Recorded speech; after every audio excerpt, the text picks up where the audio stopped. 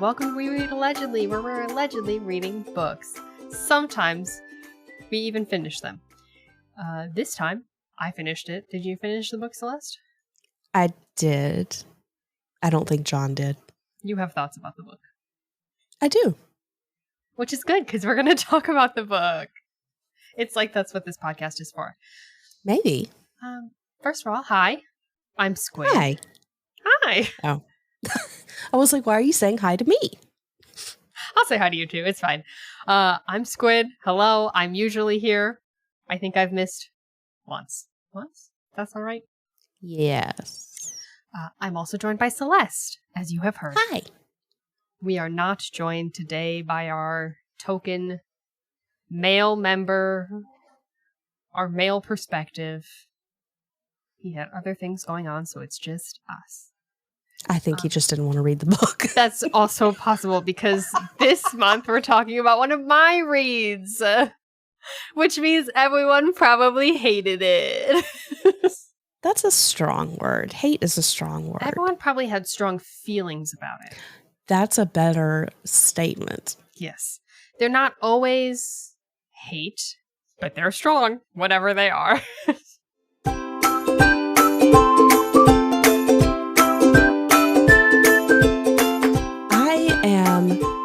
I just started an audiobook called Slayers, or a Buffyverse story, and it is a Audible original version of a story of 10 years after Buffy the Vampire Slayer ends. And they've got all the original actors to come and do the voices. I am loath to admit, very sorry, I've never even seen a single episode of Buffy. I watched it within the last 5 years, all the way through. I know a lot of people in our general nerd age bracket. Yeah. Like, Buffy is my life. It was not a thing for me as a kid because when it was coming out, that was not something my mom would have wanted me to watch. And watching it as an adult... Also, people in our age bracket as Christians probably didn't watch Buffy. Right.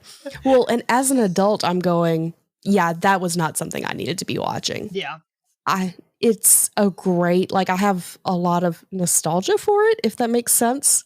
Well, it also, it's very much shot like a show that I would feel nostalgia for just because it's a 90s show. Well, early and some of it is so much cultural.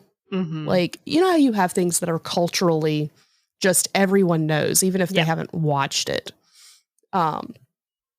So there's some definite things like that. Like there's there's a band called Dingoes Ate My Baby. Dingoes Ate My Baby. Because it came out right after that happened. Seth Green is in it. I love Seth Green so much. He's in like the first few seasons. When I think of Seth Green, I don't know if you've seen this movie, but what I think of is him just going, "I'm the real Napster." Do you know what that's from? Is that from that weird movie where what's the name of that movie? It's from The Italian Job, the remake, not the original. No, I've not seen The Italian Job. I was thinking... Very good. I support it. There's one where, like, they're making fun of James Bond. And there's sharks. Like Austin Powers? Yes. Oh, I've never seen Austin Powers. Powers. That makes sense for Seth Green. Yeah, it does. I know Seth Green because of Robot Chicken. Yes. Which is my favorite thing to watch when I'm at a hotel or in the emergency room late at night. Because, cable. Sometimes you just need it. Anyway, so how are you enjoying Slayer? Since we got distracted talking about Seth Green. So. We did. I'm enjoying it mostly because I really like James Marston's voice. You know how sometimes... Is he narrating? He's Spike. Oh. I'm thinking I was thinking of a different... I was thinking like Marsden. Like... Oh, no. Marsden. Prince Eric from... No. No, it's like, why is he here? I don't know. I love him. I understand now. Yes, I know who James Marston is as well. It's Marsters. I'm saying his Marsters. name wrong. Yes. Okay. That explains a lot I as always to think why you were Masters confused. when I'm thinking of him. Yes. I like his voice when he's playing Spike, if that makes sense. And so having just the audiobook of it. I've never heard it, but I feel like I would also like Spike if I watched it. I have mixed feelings about Spike, but I can't tell you why and without giving away major portions of without spoiling the show that's been here for a few decades now. I managed to get through it without having very many spoilers. I know nothing about Buffy, so honestly, same. So, but it's fun. If you enjoyed the series, you would enjoy this. If you didn't see the series, then this has no bearings on you. No understanding whatsoever. But I'm enjoying it. So now, Squid, what are you allegedly reading? So I am currently allegedly reading The Many Daughters of A Fong Moy, and I'm very sorry if I'm mispronouncing that title, because it is a Chinese name. And I regretfully can only speak English. So the summary for this book is Dorothy Moy breaks her own heart for a living. As Washington's former poet laureate, that's how she describes channeling her disassociative episodes and mental health struggles into her art. But when her 5-year-old daughter exhibits similar behavior and begins remembering things from the lives of their ancestors, Dorothy believes the past has truly come to haunt her. Fearing that her child is predestined to endure the same debilitating depression that has marked her own life, Dorothy seeks radical help. And it's essentially the story of, I just got to the part where she is seeking said help, which is like this new therapy version that allows her to connect to past lives. And so the book is told from perspectives of all of the people in her ancestry. So it keeps like jumping years and whatnot. It's very interesting so far. That does sound interesting. Yes, because it also has a lot of historic stuff. So it has Faye, who is a nurse in China serving with Flying Tiger. She's like helping a bunch of pilots. Zoe, a student in England, and I think Zoe's from like 1920s or 1940s, if I'm not mistaken. Lai King, who is a girl quarantined in San Francisco during a plague. Greta, who is in the future. That's like 2048 or something. And then A Fong Moy, who is the first Chinese woman to set foot in America. So it's just like, it keeps jumping time periods to all of their lives. And there's like this man that is traced through all of them who is trying to find her or trying to get her to find him. So I haven't finished. I'm like halfway through. So I have no idea how it is going to conclude. But that sounds like an interesting book. Although it does sound like one I would need to physically read. Yes. An ebook or physical form rather than an audiobook. Although I feel like an audiobook could be interesting because if they have different narrators. Because if they have different narrators, it would be interesting. I sometimes time jumps I have an issue with. Yeah. It does help that each, like, the chapters are not numbered. They are titled by what character they're moving to. So it starts each, shifting chapter with being like, all right, now we're in 1828. That definitely does help. So I got this book through Once Upon a Book Club, which is the only box I've gotten from Once Upon a Book Club. But it is a very interesting book subscription box. If anyone ever wants to give it a go, that as you're reading, there are stickers in the book, and they send you, like most book subscription boxes, send you things connected to the story that's in the box. Right. So this one makes it more interactive. So they connect the gifts that they're giving you to what's happening in the story. And you'll reach a page of the book where it'll say, okay, open this gift. And on the box, it'll say page, whatever. So far I've opened 2 of them. And there is a marble, like, tray for your table. Kind of like, it's probably small. It's probably like a foot by a half foot. So it's just like this, but it's a really nice, solid, like, marble tray with handles that came with a set of 3 chopsticks. Like 3 sets of chopsticks, pardon me. Because at that period she was serving, this was Lai King, who was the first Chinese woman. She was serving stuff from China to like these American men that are watching her in this production about her essentially just being a Chinese woman on this stage existing. So she brings out her chopsticks in this big tray, and you open it up, and that's what you have. And then what was the other one? Faye, the nurse, gets a pocket watch from a pilot that dies. Mm-hmm. So you open it up, and it is the pocket watch, which opens up like locket style, which it does in the story. So it's really interesting to get things that are like deeply connected to what's happening instead of just... That is interesting. I like the pinpointing it to you open it when you're at certain points in the book. Yes. Actually, the most interesting thing that just happened is I got to a page and I didn't even realize this was in here because I knew I ordered this not at random. Like I picked this book from Once Upon a Book Club instead of picking one of their monthly subscriptions. It's like I knew what I was getting gift-wise.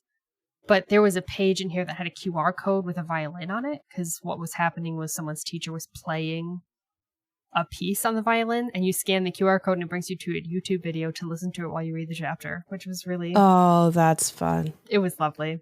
It was a nice little surprise. I love books that have soundtracks with them. Yes. I think last episode, maybe, I was talking about Run, Rose, Run, and the fact that the book by James Patterson and Dolly Parton. Yes.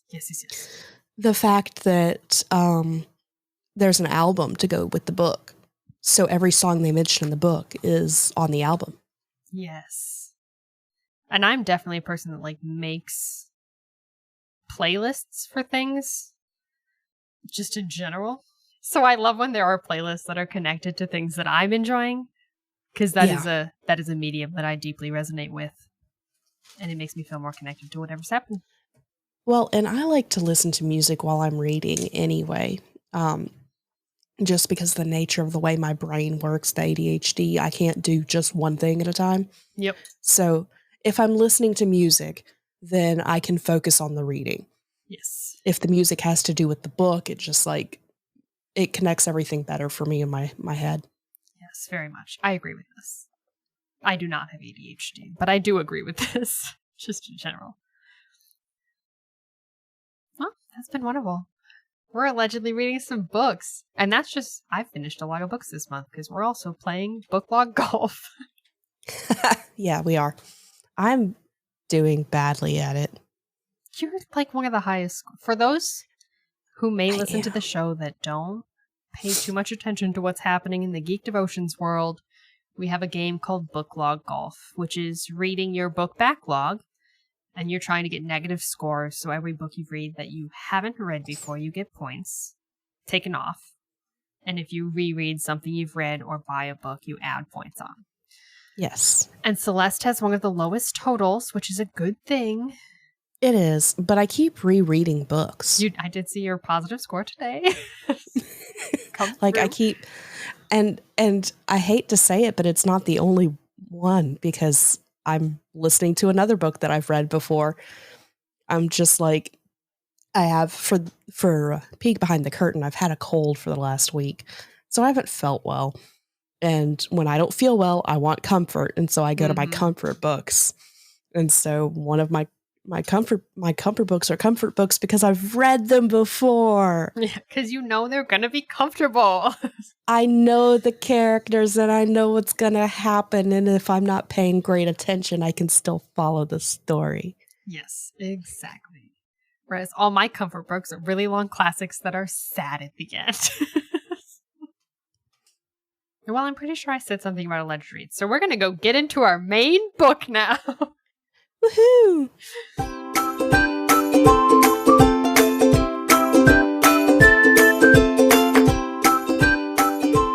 Okay.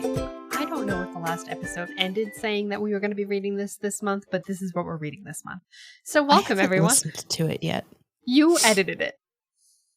No, I didn't. Dallas edited it. But you recorded the credit scene. No, I didn't. Because my voice is trash. Okay. Well, so I have no idea. We don't know what happened last month, honestly. Were we here? Sure. I don't know. Maybe. Because John's not here, we switched up some books that we're doing. So, In case last month you heard that we were reading something other than Lincoln and the Bardo, I'm very sorry. We're reading Lincoln and the Bardo this month. So the description for this book says, February 1862.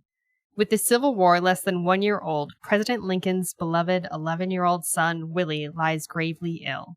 In a matter of days, Willie dies and is laid to rest in a Georgetown cemetery. Newspapers report that a grief-stricken Lincoln returns, alone, to the crypt several times to hold his boy's body. From that seed of historical truth, George Saunders spins an unforgettable story that breaks free of its realistic framework into a thrilling supernatural realm, deploying a kaleidoscopic, theatrical panorama of voices, living and dead, historical and invented, to ask a timeless question. How do we live and love when we know that everything we love must end?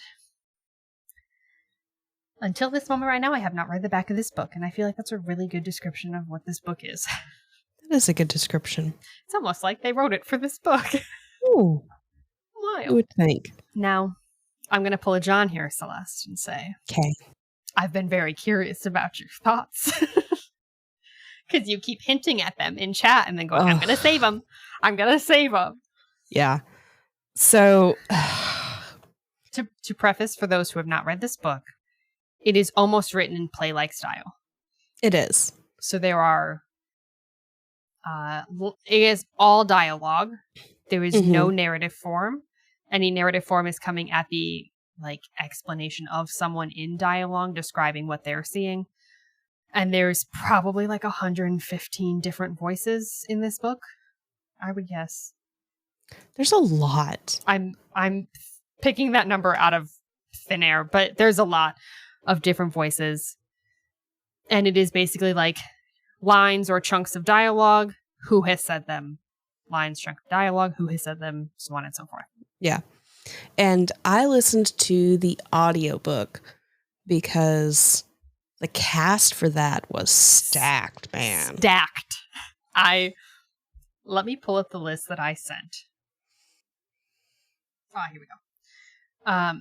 So in this audiobook, there's Nick Offerman, David Sedaris, George Saunders does a voice, he's the author, Ben Stiller, Julianne Moore, Susan Sarandon, Bill Hader, Don Cheadle, Patrick Wilson, Kat Dennings, Jeff Tweedy, Rainn Wilson. There's, I don't know how this happened, but there's some A+ talent on the audiobook. Yes.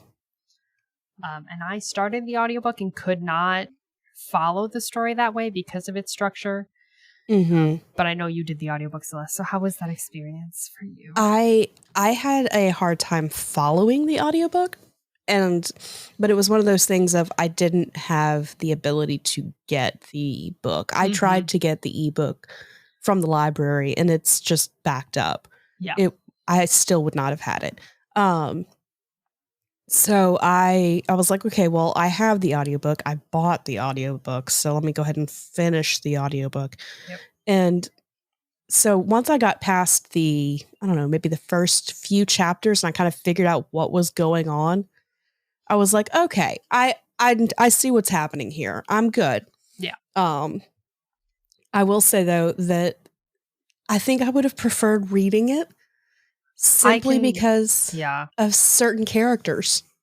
Yeah, that's fair. Which we did learn, in case anyone wants to pick up this book and has not already done so, if you are concerned about language, the physical copy is better than the audiobook. Yes. Because some of the most, curse word ridden, the most colorful sections in the book, are like that old style of writing where you just have the first initial and then everything is crossed out.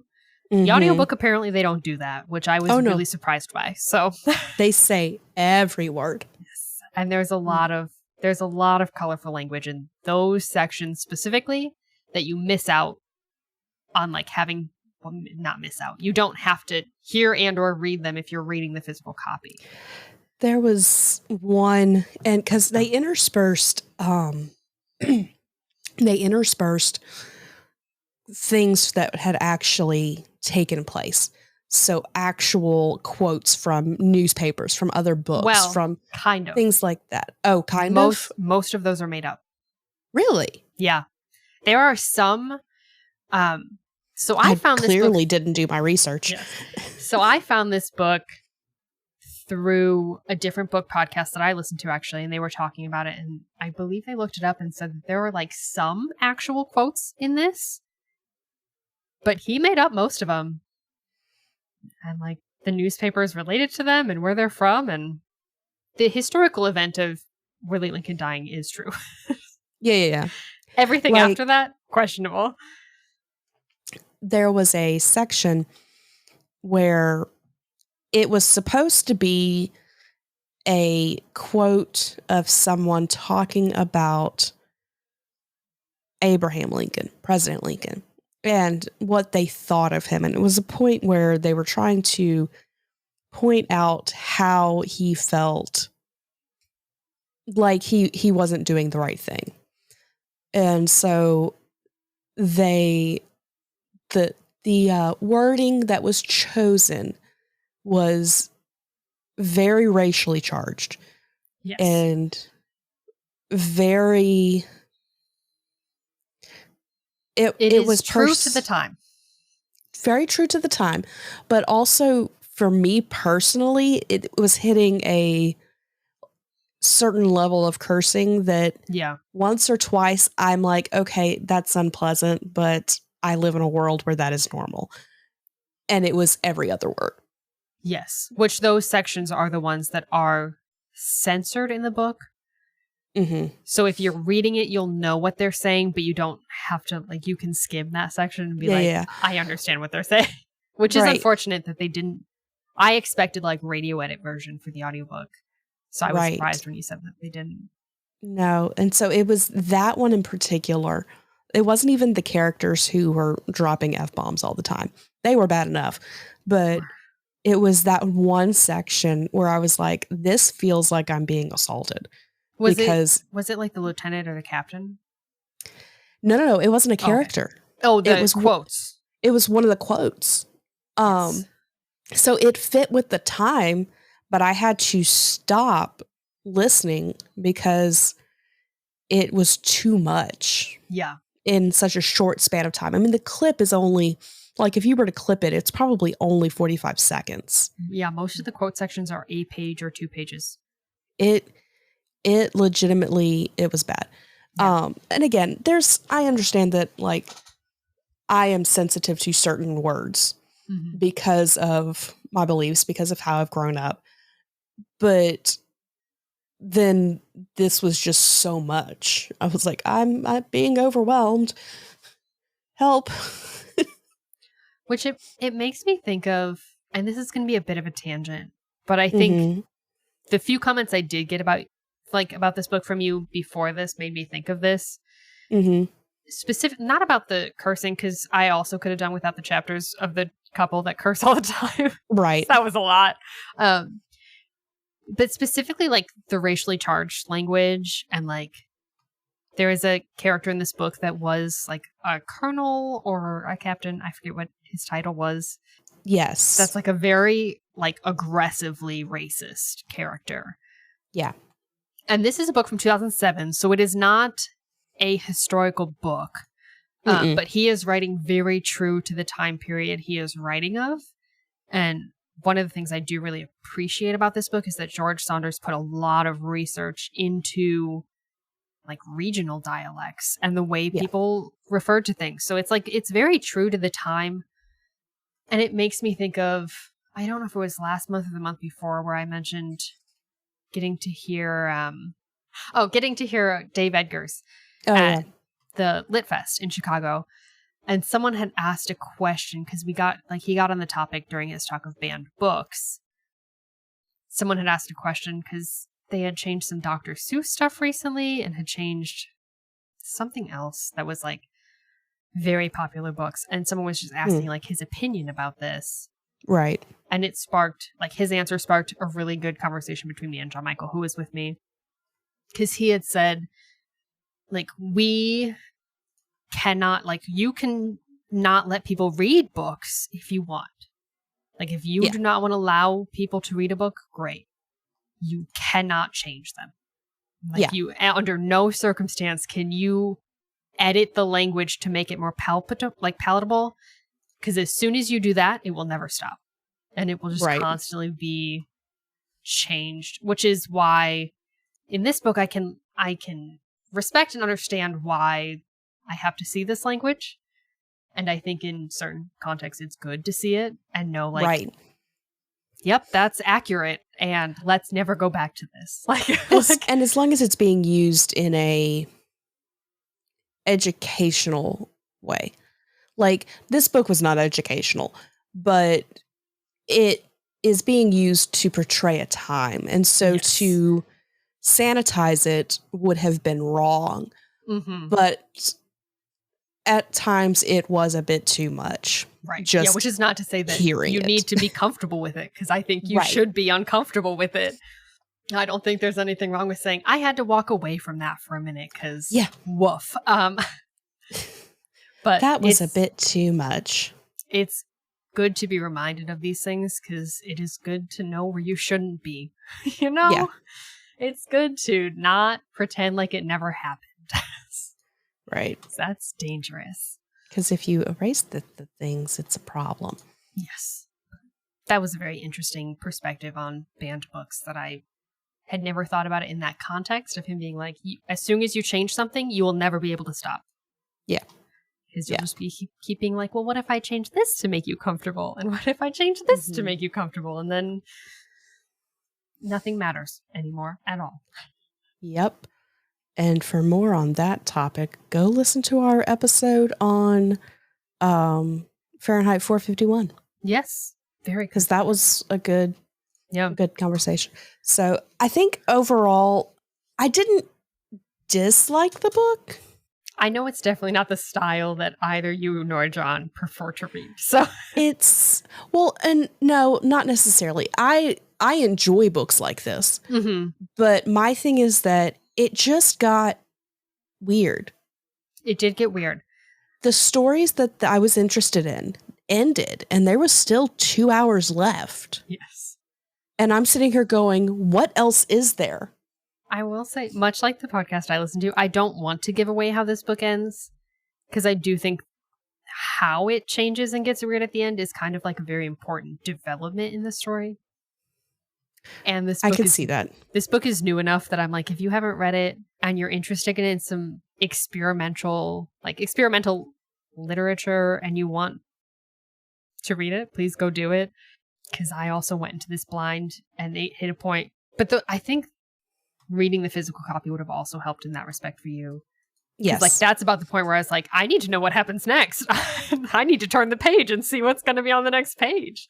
Once they were in the church, mm-hmm. and the storyline with Willie concluded, mm-hmm.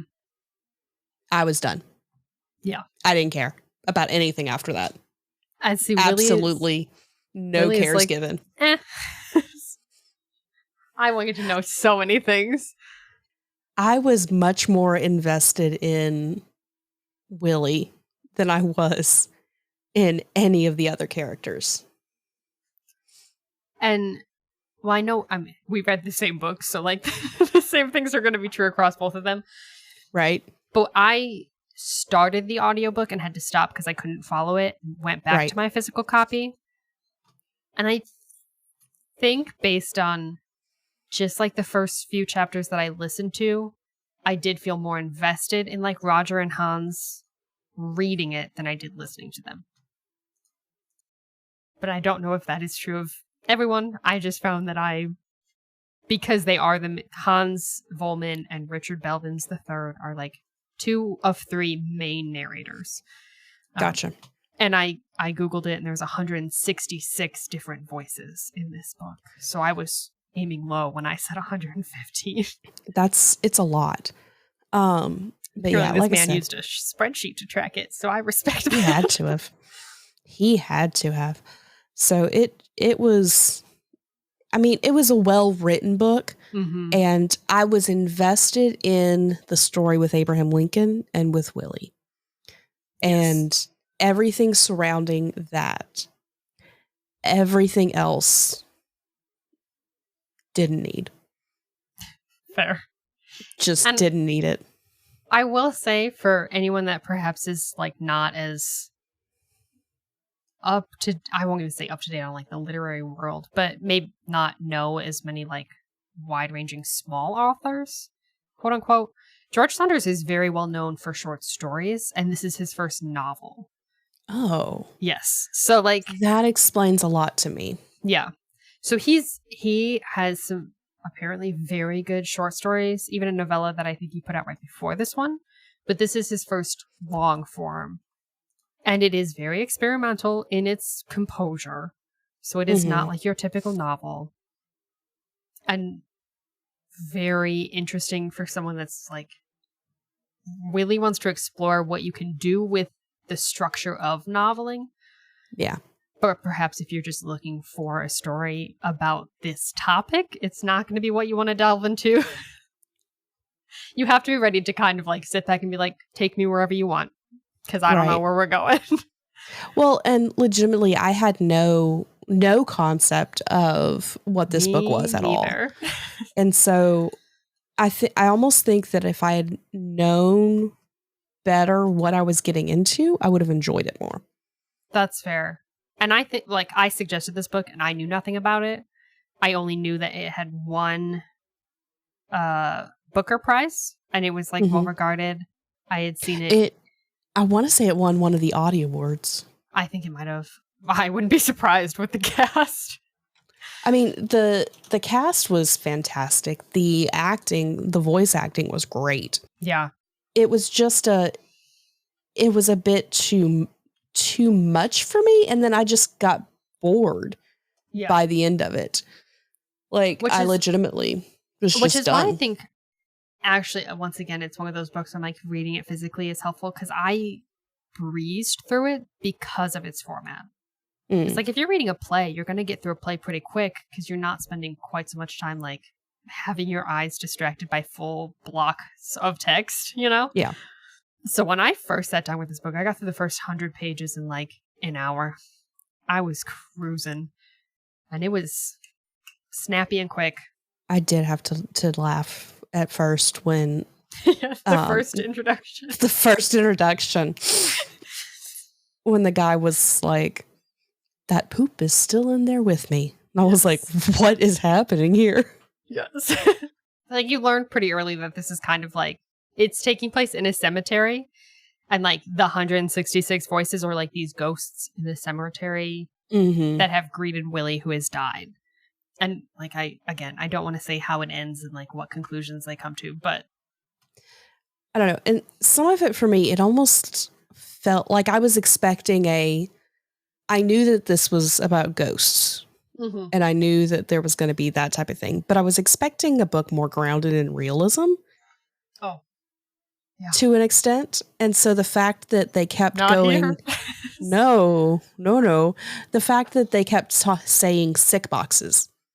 I was like, what are they talking about? Like, I was Googling if that was an old term for a coffin. Like, what is happening here? And so that, I think, also took me out of it for a little bit because I was too busy trying to figure out what was happening.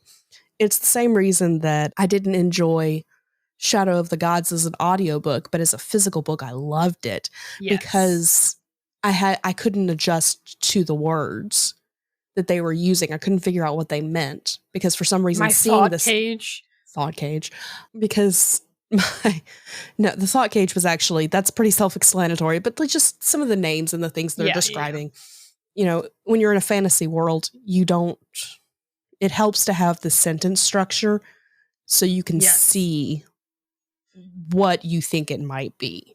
I'm trying to scroll to find this part because there was a specific right near the beginning when they're introducing people, and you get from the start, you learn that it's going to be pretty esoteric and wild. They don't waste a lot of time getting to some crazy things.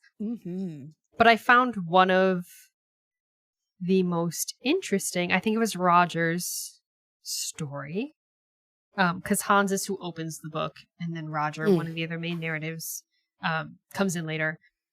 And it was like a really interesting way of doing characterization of like character traits or like personality traits. This is not a spoiler. This is in the first like 25 pages. This individual Roger was like very interested in life, in experiencing everything and having these like sensual kind of like connections with anything, be it taste or sight or whatever. So in the afterlife, you get this really weird, like all of a sudden he has a bunch of eyes and a bunch of mouths and a bunch of noses, and he's increasing the amount of senses he can take in at once. I did think that it was interesting that there seemed to be a theme where all the ghosts had whatever they focused on became physical. Yes. Which was very fun. And also very disturbing in some of the descriptions. Yes. This is not a book I'd recommend for young people. No. Not necessarily to read with the whole family. But like, was this supposed to be a YA? No. No. Okay. Not even a little bit. And I mean, as a teenager, I would say you could probably read this and be fine. But I would not under 16 or 17 probably suggest reading it. I would say 17 just because the language. Yeah. And that is with the condition that if you're reading it at that age, perhaps reading it with your family. Yeah. Would be so that okay. Things can be bleeped. Yes. Or discussed. Or as discussed. you said, we know that this language exists in life, but maybe having a conversation about why we don't use certain terms or certain language anymore would be good. And legitimately, with the exception of the racial words. Yes. Everything that was in that book, I hear on a daily basis from my coworkers. Yes, very much. Like, well, I don't because I'm in a church, but I was about to say, why are you agreeing? I don't. I used to. I question. Like, so it's not, and I've worked with people that I heard it almost as much.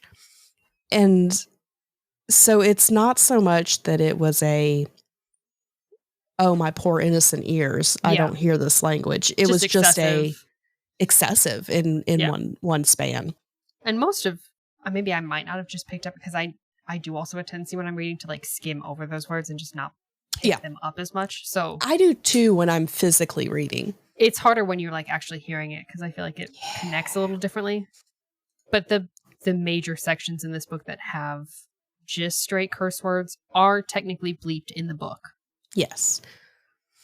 Otherwise, it's just like a sentence here or there that might have something in it. Which again is not terrible. Yeah. So it's just one of those of use discretion. Yes. And it was I really enjoy this book. Perhaps unsurprisingly, I really like books that play with structure and play with form and really like, what can I do in this story and how can I make my story support my point? Yeah. Which I think George Saunders did very well. I think it's pretty obvious that George Saunders knows how to write really well. Again, very well written. Yeah. And I think even more than like making you guys read Dave Edgar's and you didn't enjoy it because you just didn't like his writing even. I feel like George Saunders just has a really masterful control of language. I'll give you that. And I legitimately was really enjoying it in the beginning. Once I figured out what was going on and I wasn't confused, I was enjoying it. It lost me near the end. Yeah. Because and every time the story would flip from the ones that I was not interested in. Mm-hmm. Like when it went to a different POV, I was like, I don't care. Which is also, I do think it probably would have helped you to read it physically because there are some people I cared about less. And it's so much easier to kind of like read, just but ignore skim them. Yeah. Like you're like, yeah, I understand what you're saying. Okay. And the next person is. Yep. We don't care. Keep it's going. Harder to do that in audio version for sure. I actually so this is going to be a bit of a tangent. And I'm going to preface this with, I have recently started diving into understanding my own brain with Scary. I know, right? With ADHD, with mental health things and whatnot. It's been an interesting thing, but I've just recently discovered that there is something that I can't guarantee. Like I'm self-diagnosing over here. Like it's not something that a doctor is like, you have this, but it's not something I'd ever heard of. And I was like, that sounds like me. And it's called hyperlexia. Ooh. Basically, you read super fast, but you don't retain. Fair. So this explains a lot to me because while, again, this is Celeste self-diagnosing with Google and TikTok. We don't recommend doing this at home, but... Don't. It's a bad idea. Once again, welcome to We Suggest Counseling, allegedly. And actual doctors. Yes. But it's one of those things of when you look at the symptoms of it, it makes sense to me because I went from struggling to get past the dyslexia and everything that I struggle with, and the ADHD that we didn't know I had at the time, to I could read 6th grade level books at 8. Yeah. Like just read them. And in the moment, I could tell you what I just read, talk about it, handle it. But you ask me 6 months from now what it was, and I'm like, I don't know. I feel like I'm the opposite because reading comprehension is what I struggled with for the longest time. So I will read slow, but I'll remember it for a while once I finally understand what I'm reading. I can close a book and be like, that was fun. That also be like, what was it about? And I was like, I don't know. I don't know, but I enjoyed it while it happened. It was a fun ride. Me with most experiences in my life. I don't know what happened yesterday, but I think it was a good day. Oh. It didn't stick out, so it must not have been bad. It's fine. So all of that to say, I think that this book would have been more enjoyable to me because I do have the ability to just skim over the things I don't like. Yeah. This is how I read the majority of the new adult books that I read, is I skim over the things I don't want to see, don't want to hear. Yeah. I get until okay, they're having a conversation. They're doing other things. Keep going. It's also just this is also another tangent, but this is just me being the state of literature today. So much of it is just superfluous. Superfluous. Thank you. So much, I don't know. This is fluff. I don't need this. Get back to the story. Tell me what's happening. Give me some motivations. I don't care what color the walls are. I honestly think that the majority of the books that have more adult themes to it, I'm trying to figure out how to say this without saying it. Adult content. That have adult content to it. That's a good way to say it. It's there just for it's fan service. Yeah, absolutely. It is not important to the story. And so this is why I justify going, yeah, I'm going to read this book. Do I suggest it to everybody? No, because I know not everybody can skim over it like I can. And sometimes Squid likes to read books like this just so she can rant about them the whole time about how stupid they are. With a quart of thorns and roses? What? Yes. Yes. That was a fun listen. That book actually did not have any adult content. Wait. The first book technically didn't. It's the second book where things start. The second book has quite a bit, and I have a lot to say about both, but that's a different episode that won't be on this podcast. Nope. Maybe that'll be a Patreon exclusive someday when we get Patreon. If you would like to support We Read Allegedly, specifically, you can go over to the Geek Devotions Patreon and mark it with use this money to buy Celeste books. Well, or me. I want books too. Use this money to buy the We Read Allegedly team books. Thanks. We buy a lot of, because we are currently on a cycle where each individual member is picking a book for a month. We end up buying a lot of books. At least I do. I don't know about you and John. Honestly, use my Audible subscription a lot for this. Which counts as buying a book. You're paying for your subscription and then using that credit. It does. So I just space it out. They had a sale on one of the books that John's picked for in a few months. And I was like, oh, look, it's only $7. That's cheaper than a credit. Let me get it now. I just got both of our next books, which I did not mark on book log because they're for this podcast. From Thrift Books and another like used book site. And I got them both for under $5. So I'm really excited about that. I highly recommend Pango for used books. Thrift Books too. Have you been on Thrift Books, Celeste? I have. Okay, I have. good. Me giving you bad ideas. Pangobooks.com is a great website to get books that are cheap. I think until recently, that's where I got all of the books for this podcast, and I don't think I paid more than $7. I'm just saying you should casually drop that in our chat because I'll forget. Because sometimes I forget. I try to get everything on Libby now if I can. Yes. I'm not usually an audiobook person, but it is just easier sometimes to get books. I legitimately do my best to get it from the library, but if it's a more recent book or it's a popular book, I know that getting it from the library is not going to be an option. Like Lincoln and the Bardo, which is surprisingly popular because George Saunders' short stories are very popular. So as soon as he came out with a novel, everyone was like, we're going to read this. There we go. It's like Let the Great World Spin. I bought the book for like $3, nice. But I also borrowed the audiobook from Hoopla. Mm-hmm. So we here at We Read Allegedly highly support using your library system. Yes, use the library. It's great. And if you want audiobooks, there are Hoopla and Libby, which allow you to rent audiobooks from your libraries. So you don't have to spend a ton of money. You can if you're like me and you just want to put a bunch of books on your shelf. That you'll never read. You remember how when we said that we wanted this episode to be short?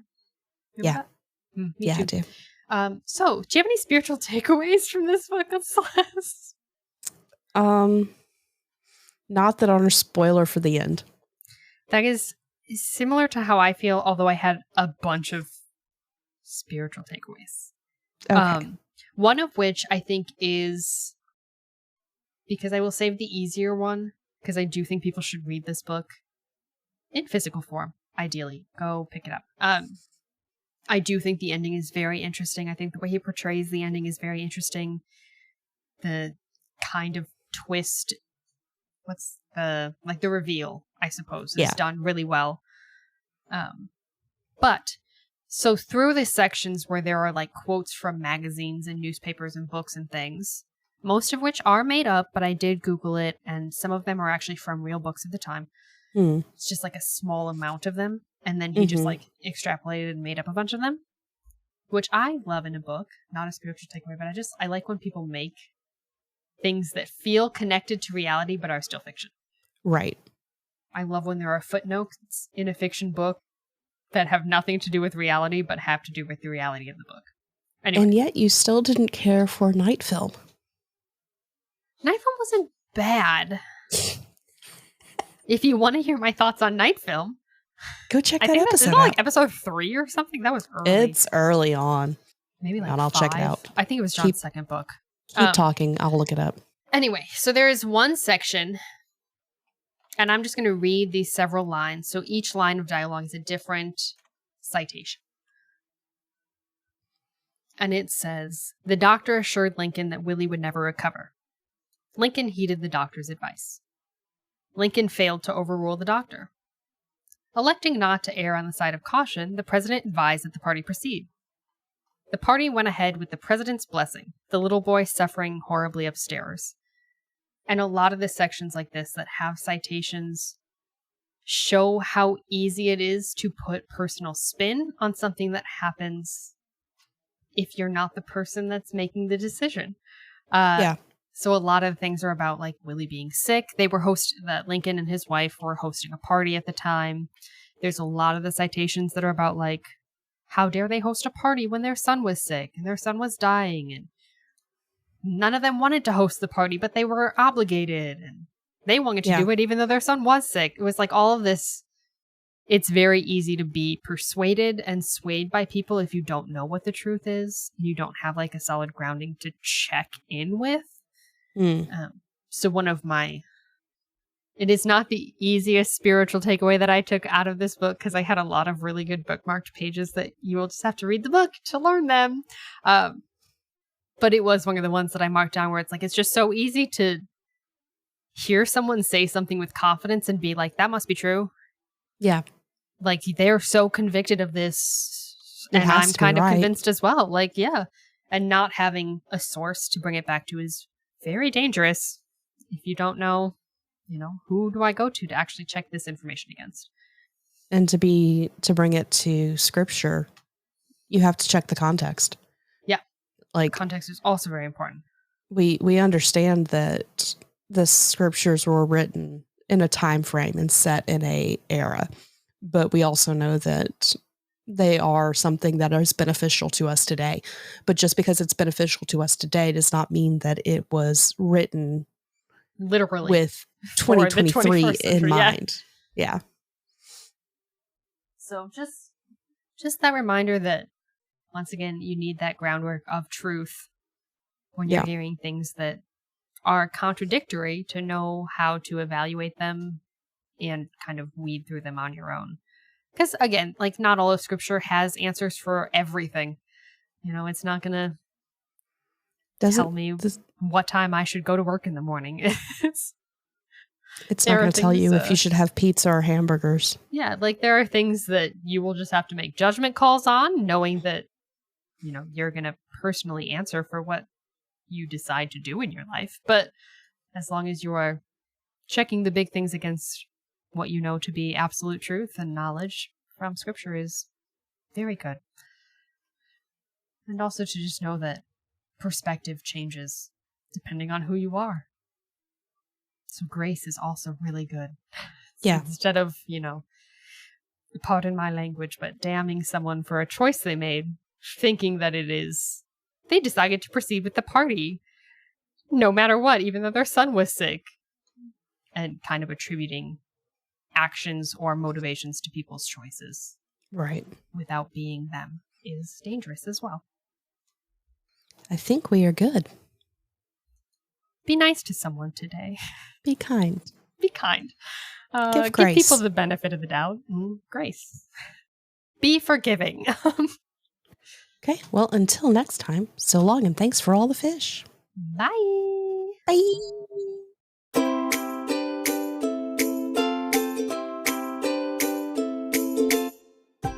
We Read Allegedly is part of the Devoted Geeks Network, devoted to letting you know that you're loved.